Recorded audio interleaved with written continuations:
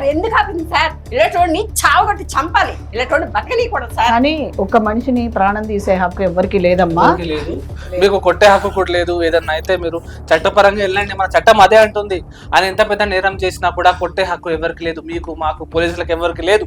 ఏదన్నా కానీ చట్టపరంగా వెళ్ళాలి, చట్టపరంగా చూసుకోవాలి. మీ అందరికీ కూడా న్యాయం దొరుకుతుంది. మీరందరూ కూడా పోలీస్ స్టేషన్కి రండి, మీతో పాటు మేము వస్తాం, కంప్లైంట్ చేపిస్తాం. ఇంకా ఎంతమంది ఉన్నది ఈయన వెనకాల, ఇంకా ఎంతమంది ఆడోళ్ళ జీవితాలను నాశనం చేశాడో అవన్నీ బయటకు తీయించి అందరినీ కూడా సేవ్ చేద్దాం, అందరినీ కూడా న్యాయం జరిగేలా చేస్తామండి. మీరందరూ కూడా ఇప్పటిదాకా ఒక మభ్యలో ఉన్నారు. నా హస్బెండ్ నాతోటే ఉన్నాడు కావచ్చు, నాతోటే అన్ని షేర్ చేసుకుంటున్నాడు, నేను ఒకదాన్నే ఉన్నానని ఇప్పటిదాకా మీరు అనుకుంటున్నారు. కానీ ఇప్పుడు 1, 2, 3, 4, 5 ఇంకెంతమంది ఉన్నారో మనకు తెలియదు కదా.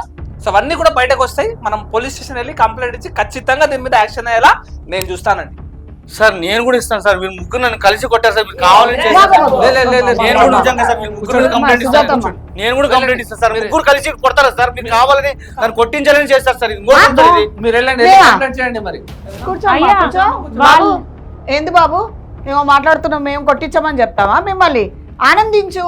నువ్వు ప్రతిదీ ఫస్ట్ నుంచి ఆనందిస్తున్నావుగా. ఇవ్వరా రిపోర్ట్ ఇవ్వరా?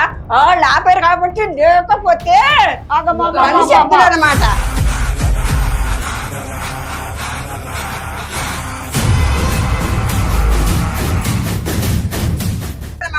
సరే సరే పోలీసులు చూసుకుంటారా? నేను కూడా, ఎందుకంటే ముగ్గురు కలిసి కొడతారు నన్ను. మీరు వెళ్ళండి, స్టేషన్ వెళ్తారో వెళ్ళండి.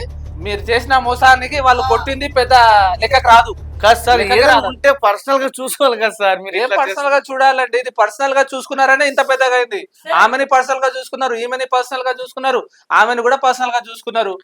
సార్ వాళ్ళంతా ఇష్టపడి వాళ్ళు పెళ్లి చేసుకున్నారు. ఇప్పుడు ఇట్లా చేస్తే ఎట్లా? మళ్ళీ మళ్ళీ అదే మాట మాట్లాడతావు. అక్కడేమో రాజు, ఇక్కడేమో ఆనంద్, ఇక్కడ ఆనంద్, అక్కడ రమేష్. నేనే కన్ఫ్యూజన్ అవుతున్నా. అన్ని పేర్లు చెప్పుండవు నువ్వు. ఇన్ని పేర్లు మార్చి వాళ్ళకే తెలియకుండా నీ పెళ్ళయిందని తెలిస్తే వాళ్ళు ఎందుకు పెళ్లి చేసుకుంటారు బాబు? వాళ్ళకి ఇష్టపడి చేసుకున్నారు అని చెప్తాము అంటే చెప్పి చేసుకుంటాయి కదా. సరే మేడం, మీరు అదేదో కంప్లైంట్ ఖచ్చితంగా అమ్మా మీరు అందరికి న్యాయం జరుగుతుంది. మీరు టెన్షన్ పడే అవసరం లేదు. మీతో పాటు మా టీం అందరం వస్తాం.